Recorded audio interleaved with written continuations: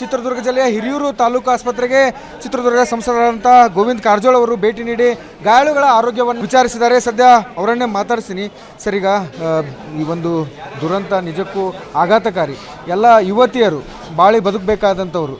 ಭಗವಂತನಲ್ಲಿ ನಾನು ಪ್ರಾರ್ಥನೆ ಮಾಡ್ತೇನೆ, ಮೃತರ ಕುಟುಂಬಕ್ಕೆ ಶಾಂತಿಯನ್ನು ದಯಪಾಲಿಸಲಿ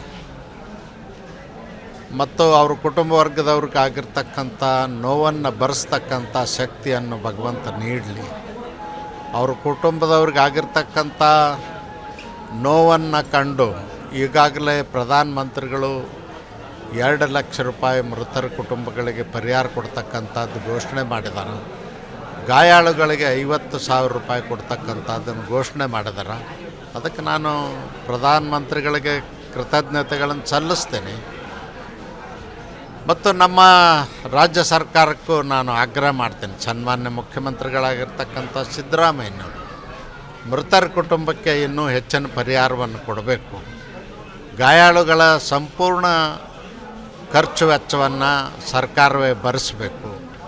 ಗಾಯಾಳುಗಳಿಗೂ ಕೂಡ ಸ್ವಲ್ಪ ಮಟ್ಟಿಗೆ ಪರಿಹಾರವನ್ನು ಕೊಡಬೇಕು ಅಂತ ಒತ್ತಾಯ ಮಾಡ್ತೀನಿ. ಎಷ್ಟು ಜನ ಮೃತಪಟ್ಟಿದ್ದಾರೆ ಮಾಹಿತಿ ನಿಮಗೆ ಸಿಕ್ಕಿದೆ? 10 ಆಗಿದೆ ಅಂಥೇಳಿ ಈಗಾಗಲೇ ನನಗೆ ಅಧಿಕಾರಿಗಳು ಮಾಹಿತಿಯನ್ನು ಕೊಟ್ಟಿದ್ದಾರೆ.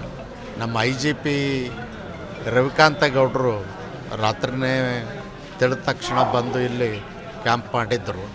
ಈಗ ಬೆಳಗ್ಗೆ ನಾನು ಮಾತಾಡಿದಾಗ ಅವರು ಹೇಳಿದರು 9 ಜನ ಮೃತಪಟ್ಟರು. ಈಗ ಟ್ರಾಫಿಕ್ ವ್ಯವಸ್ಥೆ ಸುಧಾರಣೆ ಬಗ್ಗೆಯೂ ಸಹ ಮಾತಾಡಿದ್ರು. ಟ್ರಾಫಿಕ್ ವ್ಯವಸ್ಥೆ ಬಗ್ಗೆ ರಾಜ್ಯ ಸರ್ಕಾರ ಅಲರ್ಟ್ ಆಗಬೇಕು.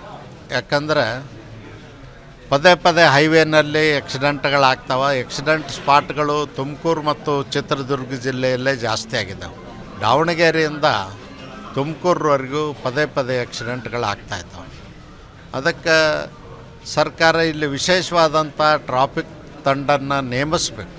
ಯಾರು ಟ್ರಾಫಿಕ್ ನಿಯಮಗಳನ್ನ ಮೀರಿ ವಾಹನ ಚಲಿಸ್ತಾರೆ ಅಂಥವ್ರಿಗೆ ಕಾನೂನಿನ ಕ್ರಮ ಆಗಬೇಕು. ಮದ್ಯಪಾನ ಮಾಡಿ ಓಡಿಸುವಂಥವ್ರದ್ದು ಲೈಸೆನ್ಸೇ ರದ್ದು ಮಾಡಿ ಅಲ್ಲೇ ಸ್ಪಾಟ್ ಮೇಲೆ ಅವ್ರನ್ನ ಇಳಿಸ್ಬೇಕು ಕೆಳಗಡೆ. ಕ್ಯಾಮ್ರಾಮನ್ ಕಿರಣ್ ಜೊತೆ ಮಹಂತೇಶ್ ಕುರ್ಬೇಟ್, ಏಷ್ಯಾನೆಟ್ ಸುವರ್ಣ ನ್ಯೂಸ್.